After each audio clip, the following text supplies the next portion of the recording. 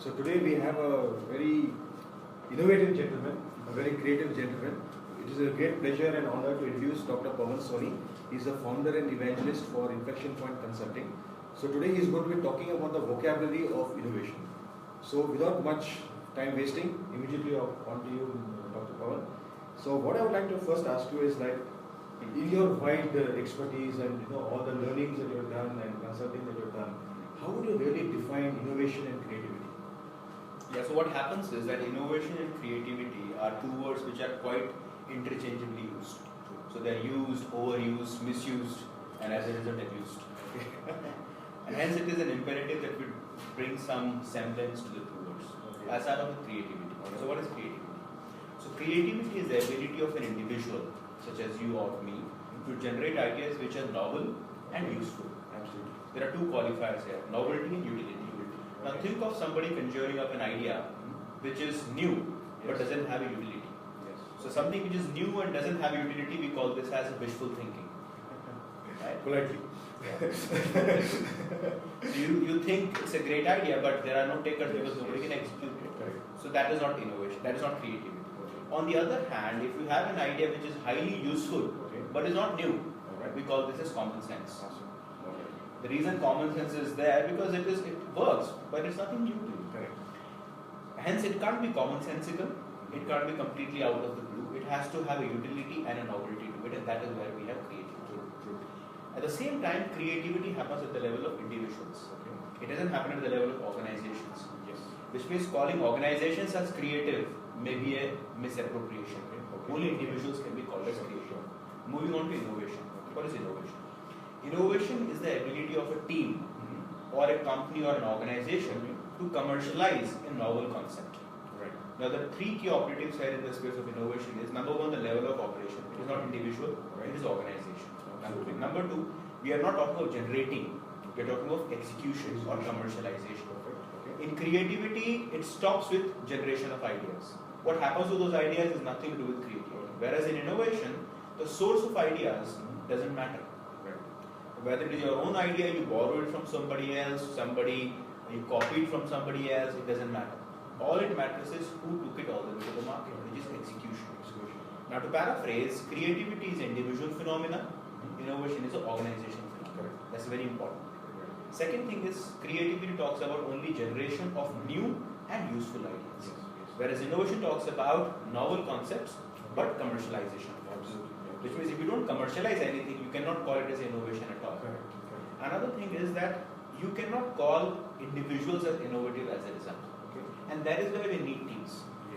If somebody comes up with a great idea, think of an entrepreneur who conjures up a great idea or who thinks of an invention, and he or she wants to make a company out of it. You need complementary skills. The reason you need complementary skills is because think of a movie. Now, it would be very unprudent if you think of the person who comes up with the script of the movie to be asked him that you only make the finances for the movie, just to produce the movie, direct the movie, and worse still, act in the movie. What a disaster. I think only Charlie Chaplin could pull that. Which means that as an organization, it will be very imprudent for you to ask the person who comes up with the idea to also execute the idea. And that's the most common mistakes people make. They say that now since you have come up with the idea, you only make it work. Now he may not have the skills. The skills of a person who can come up with an idea is very different from the skill of a person who executes it. Very true. And that is a mismatch that often we have. So that's why you have been emphasizing team is important. If Exactly, complementarity. So we often say that, or we often advocate that when it comes to innovation, which is to commercialize a new concept, we need complementary skills, but unified vision. The vision has to be unified. The skills have to be complementary. Because the vision is not unified, then what happens is as the product shapes up, product, concept, services, whatever it may be, as an offering, if you call it as an offering, as the offering shapes up, what the team derives out of the offering starts bifurcating, and as a result they often do not go anywhere. And then single biggest reasons why startups fail. 9 out of 10 startups fail is because the skills are not complementary. A bunch of former workers at Wipro exited Wipro and thought that enough of strangling at Wipro, let us do something. They were good friends, so let's start something. So they create something out of sheer enthusiasm. But once they have created something, their skills have exhausted. Okay. They do not know what next. How do you price it? How do you take it to the market? How do you commercialize it? What are the channel partners? Because they never had the skill. Yes. What they missed out in the Wipro scheme of things is that Wipro provided them, Wipro or any other organization for that matter, Infrastructure, the strength, Exactly. the brand, everything. So many things. for the go-to-market bid. So all they had to do was to execute an idea, but here they have to work the entire mile. Everything, everything. And that is where we say that it is not just about ideas. I strongly believe that, I'll just give you an example to kind of drive home the point. You remember the movie Jurassic Park? Yes. Who was the director of Jurassic Park? Steven Spielberg. Steven Spielberg, right? So everybody knows. Correct, correct. I'm sure the audience would also know Sure, the sure. director was Steven Spielberg. Now, how many of the people actually know the writer of the novel Jurassic Park? Very few people. Very few. I know I've read the book, but yes, you're right. Michael No, Crichton. Michael Crichton, yeah. Right? So Michael Crichton wrote the novel Jurassic Park, which means what? Not many people remember the person who created the idea. People only remember the person who executed the idea. So technically the IP was Michael Crichton, but it was taken forward by Steven Spielberg. However great the idea is, Yes. the common layman would never know there existed something called a dinosaur True. unless and until it was Correct. Steven Spielberg's Correct. genius Correct. to be commercialized. Absolutely. That is the importance of commercialization over an idea. Yeah, and that's something important for the startups to do. Just before we started this chat, you were mentioning that the 26th of April is going to be the World IP Day. Right? So there's a lot of talk, and I think startups, founders, even the bigger, larger organizations, they talk about patents and IP. So what exactly is patent IP? What is the difference? If you could share some of those. Lovely. Let us go back to history again. Sure. Where did this origin of intellectual property come in? Okay. Now, about 100, 150 years back, we didn't have industrial R&D. Neither we had university level research and development. Correct. So research and development used to be an output of somebody's personal passion. Okay. For example, if I date it back to Thomas Alva Edison, who pretty much was the first person in the known history to have its own industrial lab, who later on founded a company called GE. Now, Thomas Alva Edison's model was that he put his personal capital, Correct. personal time, personal efforts to create an invention.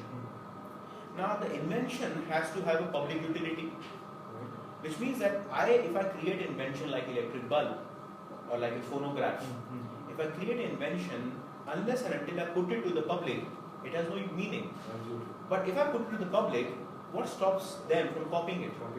And hence all my private effort has gone into waste. Correct. So what is invention?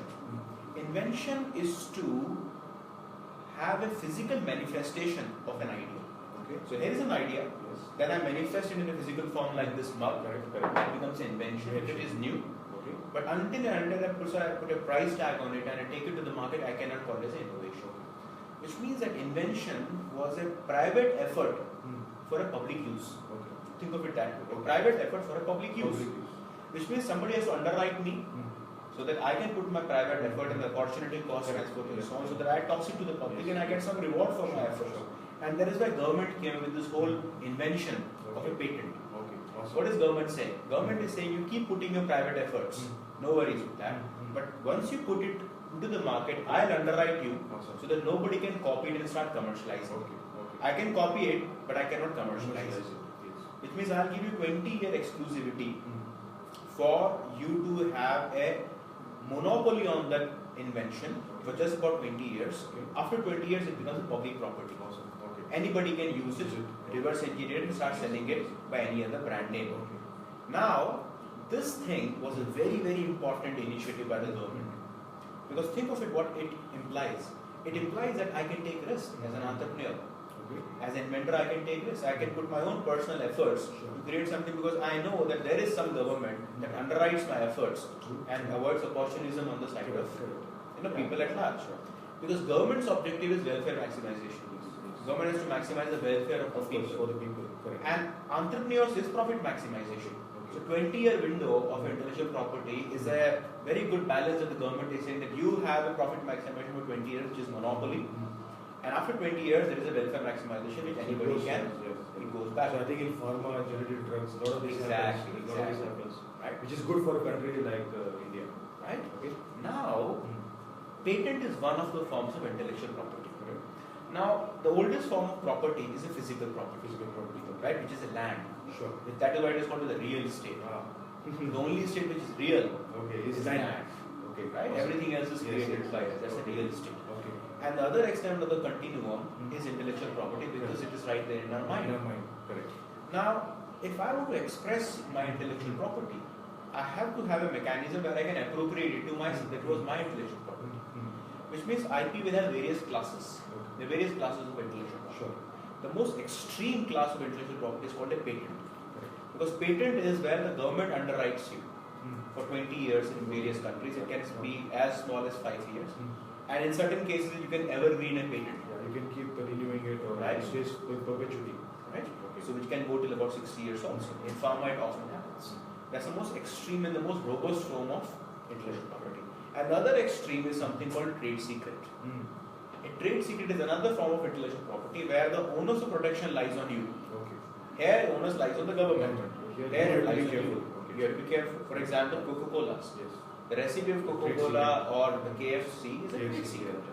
Right? In between a patent and a trade secret, you have various classes, such as a trademark, Correct. right? A geographical indicator, Yes. a printed circuit board, Sure. Sure.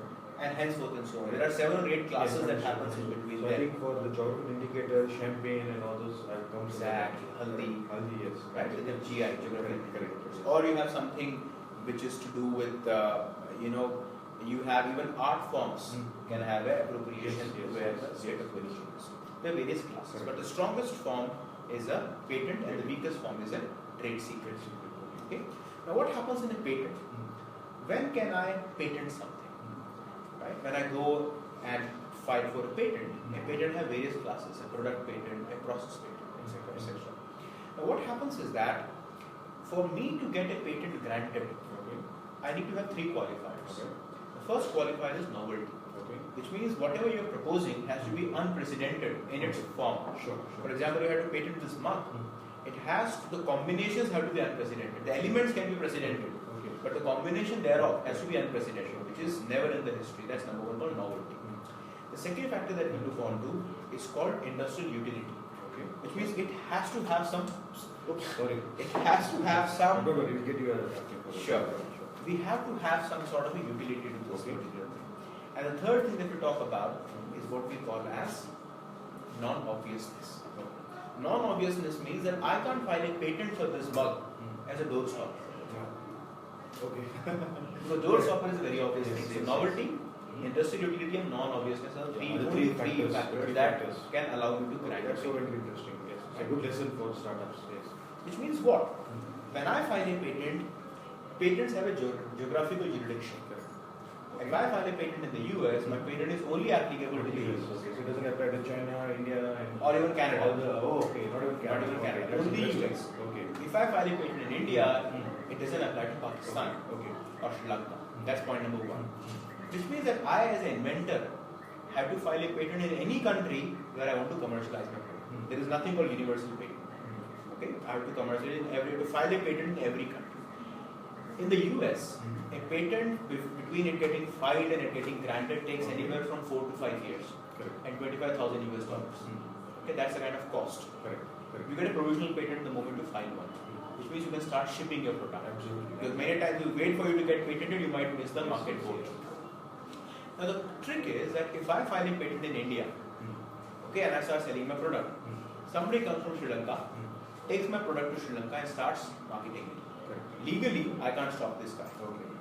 I can't stop this guy. Okay, if he, at the same time, if the person has started marketing it in Sri Lanka, then I can't even file a patent in Sri Lanka. Okay. Because though it is useful, it is not obvious, but it is not novel. Yeah. I have to prove it in Sri Lankan government that it was me who came with this idea. But the thing is that the person who is in Sri Lanka can't even file a patent because it is not novel to the world But he can still produce it, he can commercialize it, and Exactly. he can make loads of without any legal without any implications. implications. Right. Which means what? Which means what? That patenting is not the war that startups should fight at all. Okay.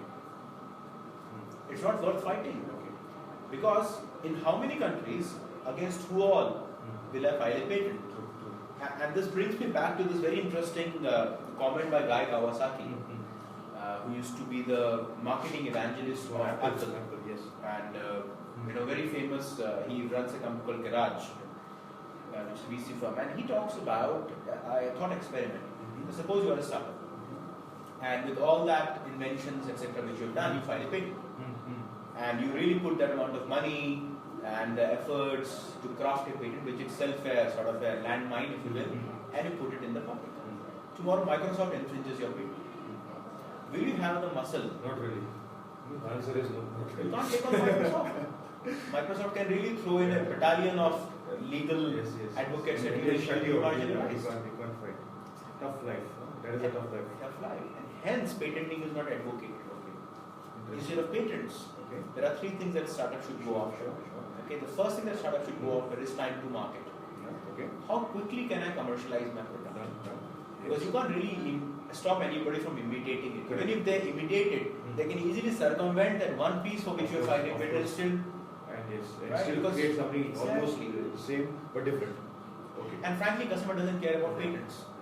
He said, I get it. Value Does it for work money. for me? Value for money? Absolutely. I wouldn't. It's Absolutely. just time to market or speed to market. That's point number one. Mm. Point number two, that a kind of a startup can circumvent the whole patent landmine, if you will, is by operating in a niche. Yeah. It's called a niche strategy. Yes, you always educate that. Correct. Okay. Operating in a niche automatically ensures that nobody else in that area can make a profit.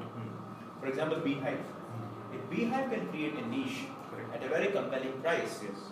of a co-working space, there are tons of things such as this one which is happening. Nobody else in this, residency road will be able to have a co-working space which is profitable. Because you have saturated the carrying capacity. Thank you for those fantastic thoughts.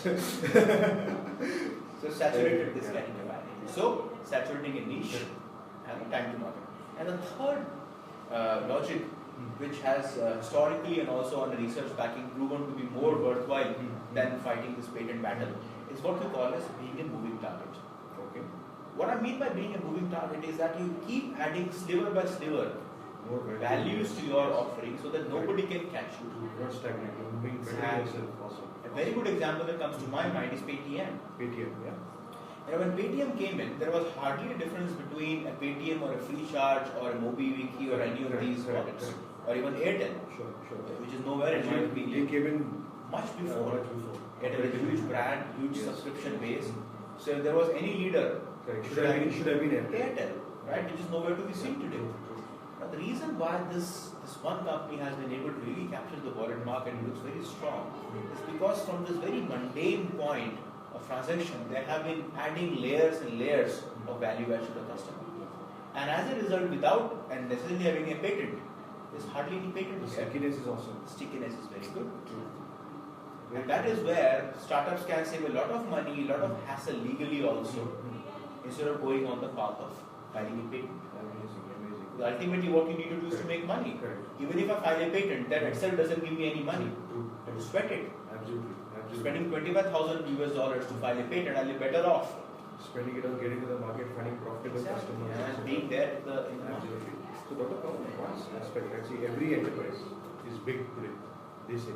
Yeah. But then today we are talking to startups and founders, their dream, their vision, even those who are working out of Beehive, is to become a solid enterprise which is profitable and they have obviously, a great lifestyle, etc. Yeah. And this, as you have been saying, innovation, commercialization are very, very critical to this. Yeah. So what are the key aspects that they should really focus on? Because I know that you also consult startups, you advise them and help them to grow. So what can you tell to our audience today? Okay. So let us start off with this fundamental conundrum that why startups don't scale. Correct. 9 out of 10 times, the reason startups don't scale is because they somehow aren't able to convert their personal excellence into process level expertise. Correct. Okay. They're all a bunch of excellent people personally. Correct. And hence their organization is nothing but a long shadow of their personality. Okay. Right? Who am I is what my organization is. If I'm absent, my organization slumps. If I'm present, everything looks pretty okay. Now the first thing that we need to advocate is that you have to take this personality away from the company. Correct. It cannot be personality driven organization, of which you can have your signature in anything that happens. For example, if you look at Wipro, where I used to work for a long period of time, the whole dimension of ethics was a signature of Mr. Azim Premji. And that was seen in every bit and process of the organization. But that does not mean Azim Premji has to be present in the proceedings to to ensure the process is made sure. right? So transferring from a personality to a process is point number one. And this requires enormous amount of delegation. Now what happens is that when I'm looking out for people whom I can delegate my work to, I always look at a person who is like me, who can do the work as efficiently as I can, who can be as passionate about the firm as I am. But frankly speaking, nobody can be like you. Everyone is different. And if the person is so much like you, why will he work with you? He'll set up his own organization. Exactly. Now, delegation means that I'm okay to have a work which is 80% as good. But with the time which I get available, you can do more. Exactly. Your time. Yeah. Because of a lack of delegation and lack of trusting somebody, I'm just stuck at a certain level. I can't scale. Correct. It requires enormous amount of courage to let go, which many startups are just not willing to. I need to let go a few things if I want to scale. Errors will be made, no doubt about that. Nobody, and errors will even be made by you, frankly speaking. It's difficult to admit that you made an error. It's easy to point out to others. Errors will always be Fantastic. Yes. But the thing is, look at the opportunity that you're missing. In trying to ensure that it is 100% okay, it's okay to have it 80% okay. And the remaining 20% is taken care by the process. You make process so robust that individual's error can be taken care by the process. Very nice. So you see the point here? Yes. Putting Very process nice. in terms of people and letting go the personal excellence and the personal demand that I'm putting on the people towards the process is what's the secret of scaling up. And that takes a lot of doing for the startups and the entrepreneurs pretty much.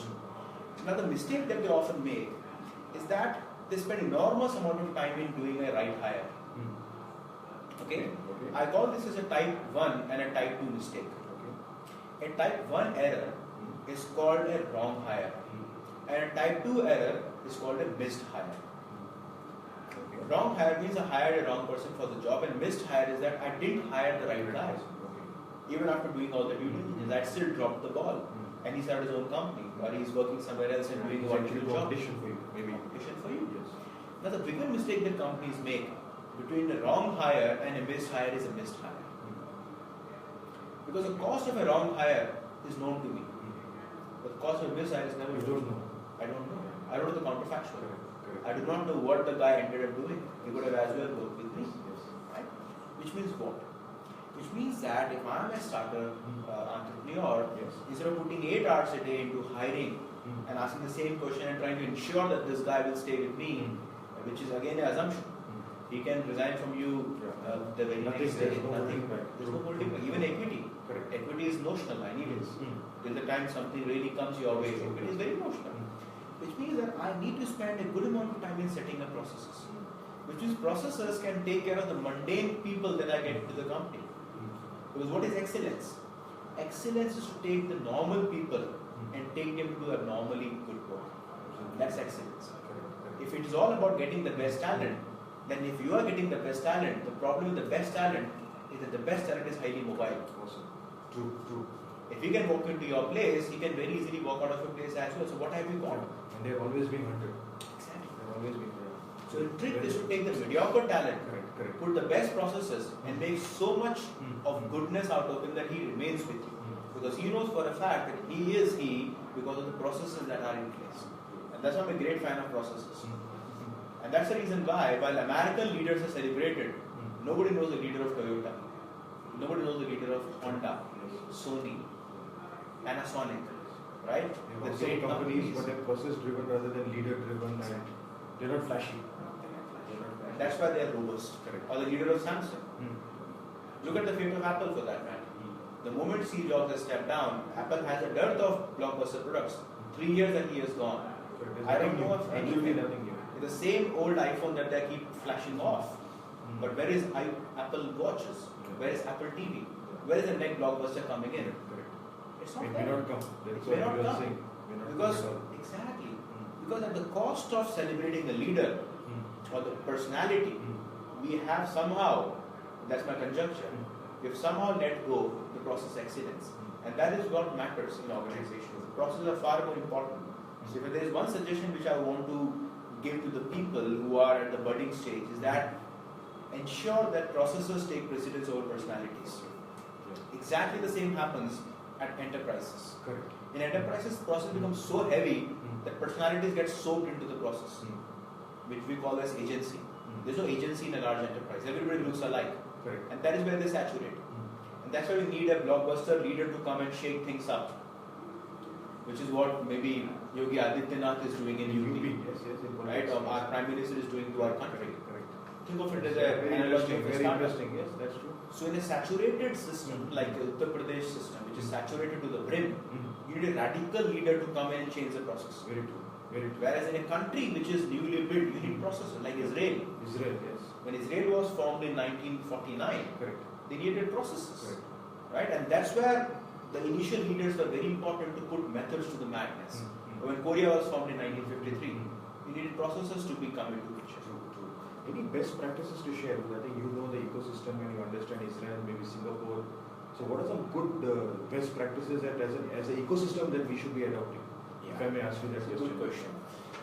Let's go back to Israel. Okay. Okay, Israel is started as one of the startup nations, right? So Israel has highest per capita startups of any country in the world, Okay. or any locality in the world, if you will, much higher than Silicon Valley per se. Right. Tel Aviv and a couple of other places have that tendency. Now, why is Israel a startup nation? Let's go back to the history of the country and the precedents of where it is today. One of the obvious reasons is that this is Jew-dominated. It's all Jews, and Jews have historically been known as a race which is intelligent because of things like inbreeding. I'm not going there at all. I'm just going back to the geography itself. But there are two things that stands out in the case of Israel. One is diversity, and second is adversity. Yes, true, true. Diversity and adversity. Adversity because of its geography.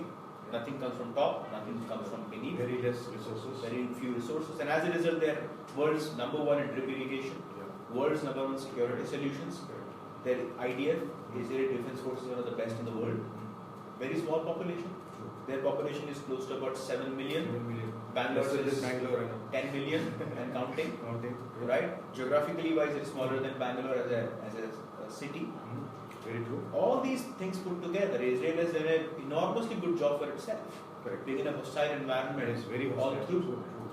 Now, what can a startup learn from Israel? Let us stay with these two notions of diversity and adversity. Okay. What is diversity? Diversity means that I am not just okay with people who have a difference in opinion. I actually encourage people who have a difference in opinion. So much so that there is a book called The Startup Nation by Dan Senor. Talks about the Israeli Defense Force, IDF. And in Israeli Defense Force, they talk about something called constructive confrontation. Constructive confrontation means that a 20-year-old somebody in IDF can challenge a 40-year-old major in the army on the basis of logic. Which means when two people are talking, they strip the ideas of their personalities. There is no weightage of their personalities and rank, they are all equals. And hence they can discuss ideas threadbare. So this confrontational attitude that they have harbored in that country is very critical for startups as well. Which means the rookie and a founder can talk at the same level throughout, without really bringing their personalities or their rank and file to the bearing. That's point number one. Point number two is adversity. Now, naturally, at a start point, you will have adversity because you have lack of funds, there is enormous competition, the employees are unmotivated to stay with you for long enough, henceforth and so on, you don't have paying customers, etc. But the trick is that when you grow, when you have flush funds, how do you maintain a sense of adversity? That is critical. How do you ensure that the funds haven't spoiled you? That happens when you have a stretch objective. Right? Most successful organizations, and including countries, have what we call as a stretched goal. Stretch is in terms of your current resource capacities and the abilities which you have and where you want to become. Non-linear. A good example is again Israel. Israel's leadership said, and there is a guy by the name Shai Agassi. Shai Agassi was the board of directors of SAP. He was the youngest guy on the board of directors of SAP. SAP happens to be a German company, and he is a Israeli. Interesting combination. So he vowed that he wants to make Israel oil independent. Okay. Okay. Because one of the biggest concerns of Israel is dependence on Arab nations for oil. And he founded a company called Better Place. And Better Place was the predecessor of Tesla. Okay. All right. So whatever Tesla is doing today, electric cars and battery banks, battery getting replaced, etc., was actually planned by Better Place of prior days. Now to make Israel, to make Israel as a country oil independent is a stretch goal. Okay.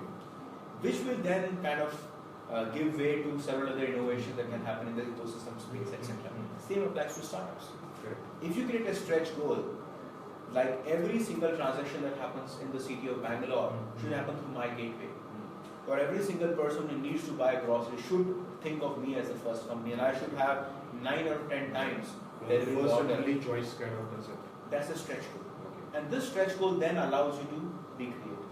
What we need to understand is that historically it has been shown that some of the most impressive and long-lasting inventions that have happened during the world wars. Yeah, that's true. The That's war very has true. espoused more innovation than the peacetime. Which means that if instead of waiting for a war to be waged on you, you need to create a sense of urgency Okay. all by yourself. Yeah, that's interesting. So divergent and adversity are two things that I think that would work in a startup. So one more aspect that one has to say, right? It's a tough life. Okay, there are a lot of things that can go right and can go wrong. Yeah. So I think among the various startups that you also talk to, yes, innovation, IP, patents, getting funding, everything is very important. But is life so difficult, or is there some things that they have to adopt in themselves, and not just as innovation, but otherwise to make sure that they stay the path and they don't get crushed? So what are the things as a personality kind of things? That's something that you can talk about. Good question. The three things I advocate for an entrepreneur. Okay. The first thing I advocate is a genuine sense of curiosity. Okay. One has to be very curious. Sure. The curiosity of a kid. A kid who doesn't get daunted by the 1,000 times. Fearless. Fearless. Dangerously fearless, but The 1,000 times that a parent asks the kid not to do something. okay. But the kid still goes ahead. At the cost of her own safety, Yes. she still ventures out of curiosity. Correct. Let me see how it works. And I believe that curiosity should never die in a person. More so if you are running an enterprise. Because all around yourself you can still find tremendous number of interesting occasions where you can go out and start learning something. Curiosity is very important. That's point number one. Sure. Point number two is sense of experimentation. Okay. Why not you experiment? I'm not saying bet the shirt or bet the company kind of experiments, but experiments on the margins. Let's see if I can tweak this way. Like for example, when I walked into Beehive the other day, what I liked was your attendance system, Yes. registration, guest registration system. Correct. It was very novel, right? It is sophisticated, paperless, foolproof, and non-messy. And I found that very neat, right? Just giving a machine the guy keys and the stuff. Now these are experiments which are not requiring a go-ahead from the leadership team. True. People at the margins can do their own kind of They can experiments. innovate. They can actually innovate. Be creative. Right. Right? That's And all in the margins, Yes. not in the core, all in the margins. Correct. Like the entrepreneur herself is not being experimentative. There is no signaling which I'm doing to the people at large. So you will not go down the. Exactly. Okay. Awesome. Because processes can very easily strangle you also. But processes give you judgment. They make you efficient. I always believe processes make you efficient. For example, without those guidelines on where to park the car, I could never park so many cars. Yeah, it'll be a total mess. Total mess. Correct. Right? But by allocating car numbers, again I'm strangling. You see that? By not having the guidelines on where to park the car in the vicinity, I'm not utilizing the vicinity appropriately. By giving car numbers and this car can only get parked here, I'm again strangling it, I'm not utilizing. So there is an optimal It's utilization. against the shared economic concept anyway. Exactly. Shared economic concept. Exactly. So the first thing is curiosity. Second thing is experimentation. And the third thing which they need to really talk about extensively as startups is what I mean by discipline. Now, I believe and strongly, because I am also running my own company now. Of course. I am no longer a researcher, which I used to be in my last avatar, where I can say anything and get away with it. I have to be accountable, at least for myself, on that. Sure. Is discipline. Which is, discipline means that doing the boring stuff well. As startups, we always are excited about the next exciting thing. Let's do this. So without finishing something, you have a tendency of jumping to the next because that is exciting. Correct. So while curiosity is good to start with, but curiosity also requires discipline to finish things. Because if you don't finish things off, people do not trust you. They start taking you for granted. You do not develop Completing it self-confidence. properly. That's what discipline is all about. Yes. It's about the movie director who has a great concept, but he has to still make it a movie in that amount of time and release it and make people to see it. Nobody gives a damn about how great your idea is, as I said.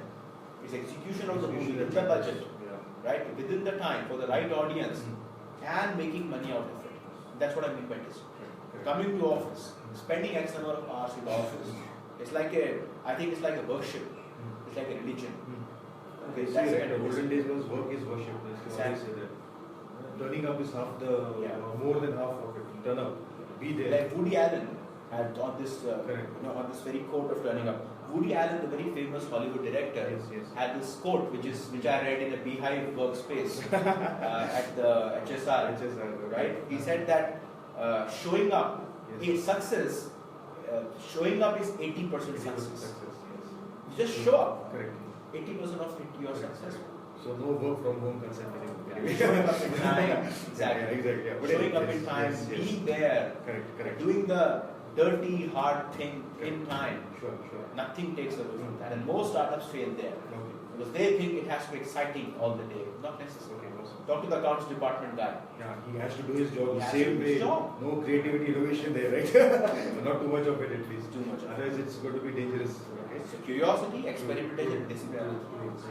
So one aspect that that also I would like to share. Today we talked about creativity, innovation, scaling up to an enterprise, and yes, you have to make money, you have to set processes, and that is very very important, right? So what? And you have been also, you travel, you meet a lot of people. So what are some kind of due diligence or research work? So if creativity, innovation, you say is something, and I've heard you saying that it can be taught. You're not born with all the skills required. So if they come, growth has to learn to make yourself a better creative person, a more innovative person.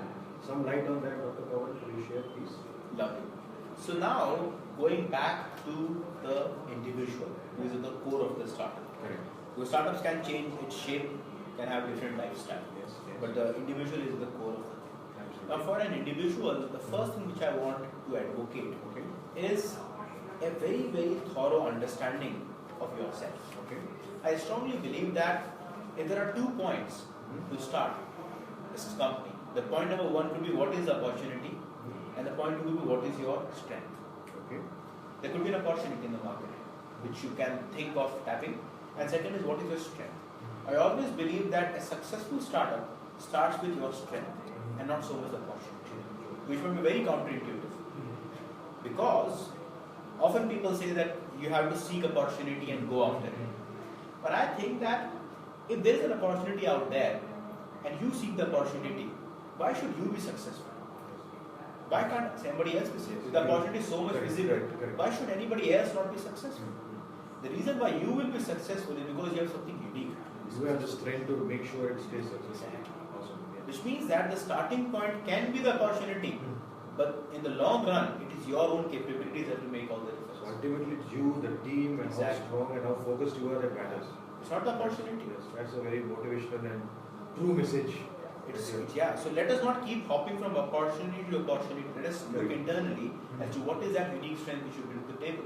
So many guys who come to me saying that I want to make an app, and the first question I ask him is how good are you at developing?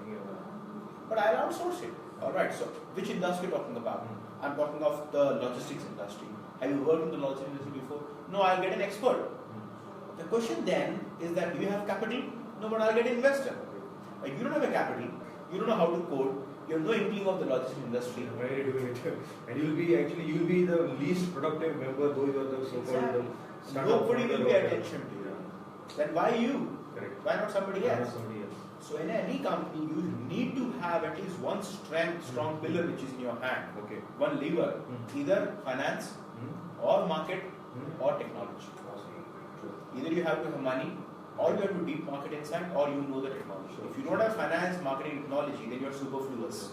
Anybody, any day can underwrite you. Underwrite you, take you over, or throw you out. Exactly. Throw you out. That's awesome. And that is the fundamental that the guy need to invest beforehand. Correct. And that requires investment of that.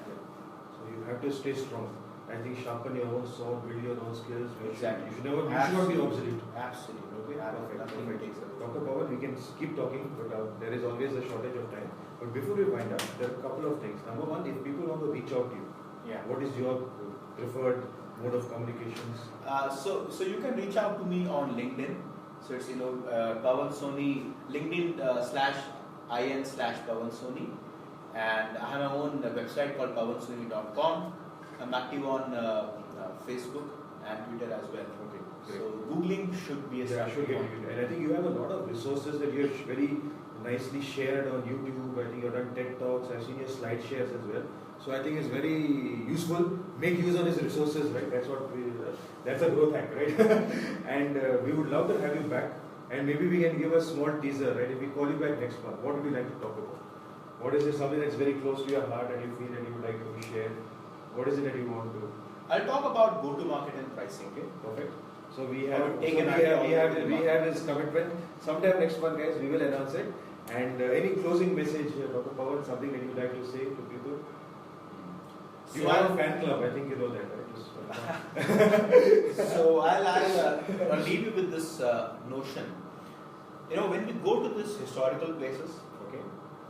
like a old temple Sure, or a killa, any of these places, you would often see that people would have written their names there. Oh, okay, yeah. Terrible. It's so sad. But yeah, they do that. Yes. Right? Often. Almost all the places, Yes. anything historical. Especially in India. Especially in India, right? People would have carved their name on the walls. Hmm. Doesn't happen in Taj Mahal because of the reasons. Now, why do people do that? Why do people write their names on historical places? You don't write your name on newly built buildings, on historical places. Because somewhere we always have this urge to be a part of the history. Okay. And when the history was created, we were absent there. Okay. So by etching our name on the historical wall, we are somehow associating ourselves with history. Hmm. And we believe that this name will remain for others to see. Now that's one way of creating history. Not the right way, right? We don't advocate that. Please don't do it. Okay. The other way of creating history is to create a product, Okay. right? By which you are really contributing to people's life. So I strongly believe that the parting message here would be that if you can spend your remaining life to create something which can live beyond you, Okay. that's the biggest gift you can give to humanity. And Very that's nice, very is a nice. purpose worth having. Sure. That's so Not nice. just meeting the ends of the day. Okay. So Makes cool. sense? So cool, sir. Absolutely. So Sure. thank you, Dr. Pawan. It was an absolute Thanks, pleasure, and we thanks for appreciate your hosting time. And thank you very much, guys. And looking forward to staying in touch with everyone. Have a wonderful day. Bye bye. Thank you. Thank you, sir. All right.